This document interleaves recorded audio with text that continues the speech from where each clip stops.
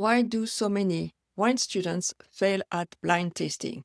They have done all the right things, learned the wine regions, memorized the different grape varieties, learned a long list of descriptors associated with different wine styles. But yet, when the label disappears, when they don't know what they are tasting, they don't know how to describe the wine. They are lost. There are no words coming out. And what they do is they try to guess what the wine might be so they can regurgitate the long list of descriptors that the wine should have, that they should be tasting. And this is wrong, but nobody talks about it. This is not what blind tasting is about. Blind tasting is about sensing first and then deduct, not the other way around. And in this video, I will tell you why the traditional tasting methods make blind tasting harder for you and what you should be doing instead. Hi, I'm Dr. Isabelle Lesschaeve. I'm a wine sensory scientist turned tasting coach with over 3 decades of experience training people to become more confident and more precise in their sensory descriptions. So here's the truth. You were trained to taste backwards. That's why you fail at blind tasting. Let me share with you 2 stories that really prompted me to create this video for you. At a recent wine tasting inside my virtual community, the Curious Palates, one of the members, Steve, was sharing his tasting notes, and he started this way.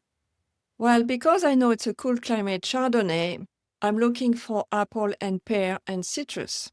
And I said, why? What if you didn't know what the wine was? So there was a pause there. And this discussion prompted another participant, Edward, to share an interesting story as well. He said, well, I've tasted a lot of Chardonnays in my life.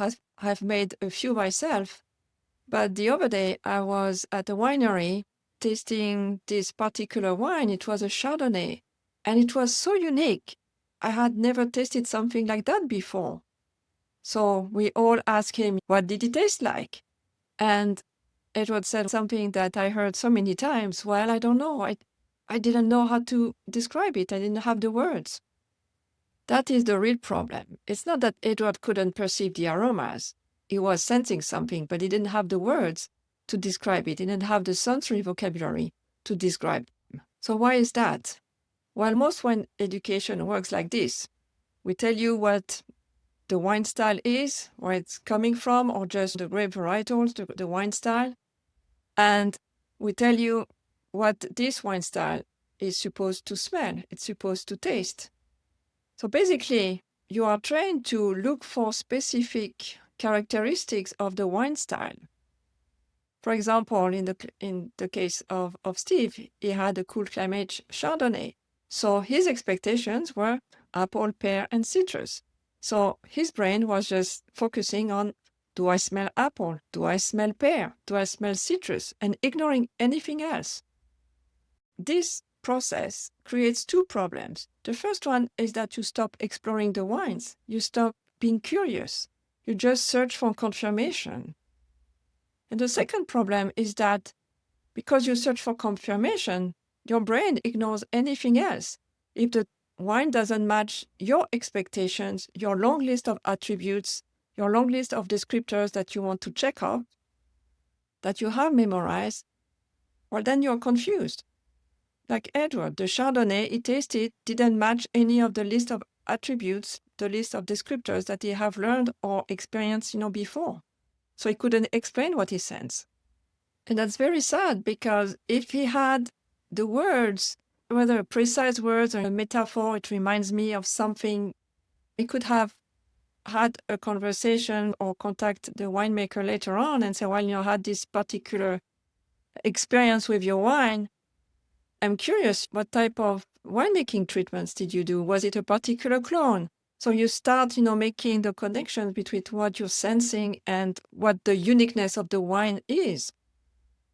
If you are using the top-down process, you just discard this Chardonnay and say, well, this is not a Chardonnay. There is something wrong with it. Or worse, there is something wrong with me, which is not the case. This is not the case because you need to shift to a different training strategy when you want to prepare for blind tasting. And really, it's not only for blind tasting, it's just to explore the wines and discover the wines for itself without any preconceived ideas. It's what we call the bottom-up sensory process. It starts with the sensations that you detect when you smell the glass of wine or when you taste the glass of wine, and then later on your brain interprets the sensation, tries to put a label on it. And if you have smelled or tasted these sensations before, then it's easier for your brain to label it because the label is stored in your memory. And I have, one or two videos on that topic that I can reference in the description for you to watch. So if you have smelled or tasted, these sensations before, it's easier to recall. But if you haven't, then you're lost. That's why the real skill of blind tasting is not to memorize a long list of sensory descriptors.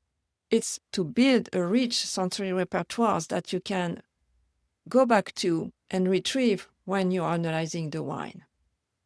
And the only way to achieve that, to build that sensory repertoire, is to go through what we call sensory training, because it's the most effective way to develop your palate, to awaken your senses, and to build that rich sensory repertoire, that rich sensory memory.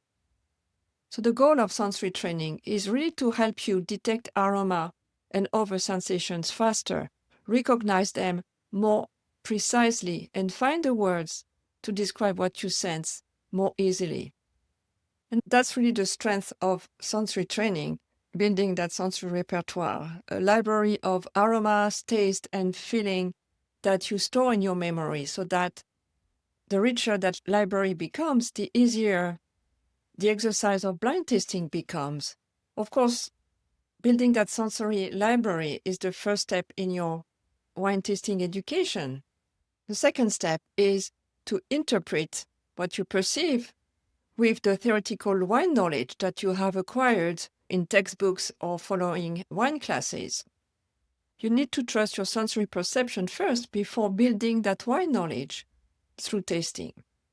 And that's how you become better at blind tasting, relying on your senses first, linking what you sense with the theoretical knowledge that you have memorized through classes and textbooks, so that you can guess what the likelihood is for that particular wine that you are tasting is a Chardonnay or Riesling from cool climate or warm climate. And if you are that trained, maybe you will guess the vintage. So the proper training for blind tasting preparation is to focus on your sensations first, what you are sensing when you smell and taste a glass of wine, and then link those sensations that you perceive back to the theoretical knowledge that you have acquired in textbooks and through all your studies, and not the other way around. Because as I mentioned, you have been trained backwards. The proper way of training your senses and feel more confidence in blind tasting is the other way around, from the bottom up. All right, let's do a practice. I have poured myself a glass of white wine. I don't know what it is. I picked it up at a local wine store. I didn't know the varietal name, so it's a perfect example of blind tasting because I have no preconceived ideas. Besides that, it's a white wine. All right, let's smell. It's very fruity, and of course, I use my favorite tool, the wine aroma wheel. Very fruity wine. I can sense some citrus notes, so I'm looking at the wheel for citrus. Definitely some grapefruit and maybe lemon zest. There's something a bit yeasty, not as yeasty as, a bad yeasty. There is no spoilage.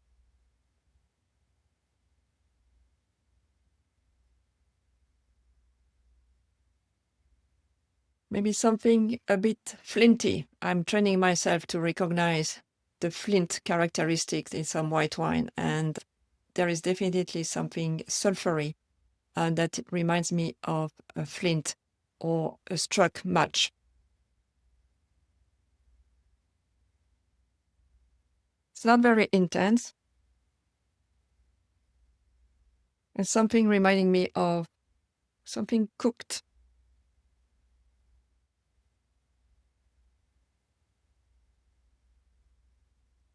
And something orangey.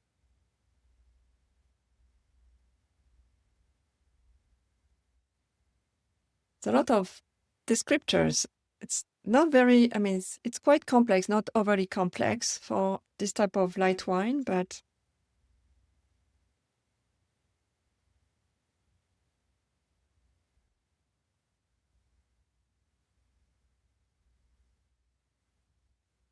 quite acidic. I salivate a lot. People would say like mouth-watering.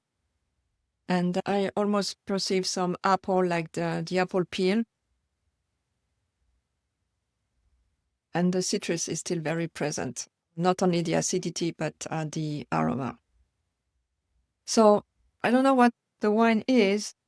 It's called Grillo, and the descriptions are aroma of yellow fruits and citrus note. That's very generic.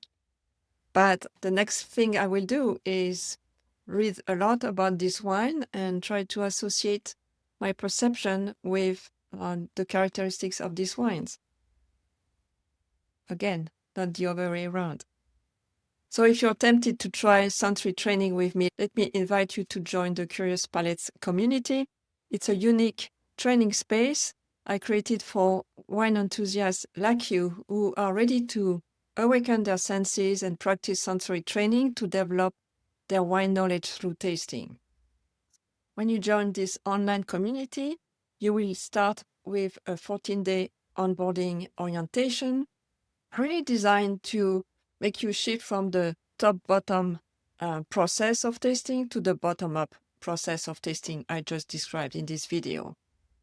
And then every month, we focus on a different wine style, and you start building your sensory repertoire, one wine style at a time, and build your wine knowledge through tasting.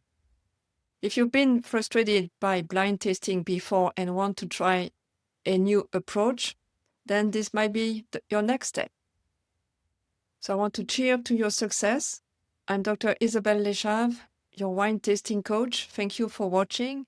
And remember, stop guessing and start sensing.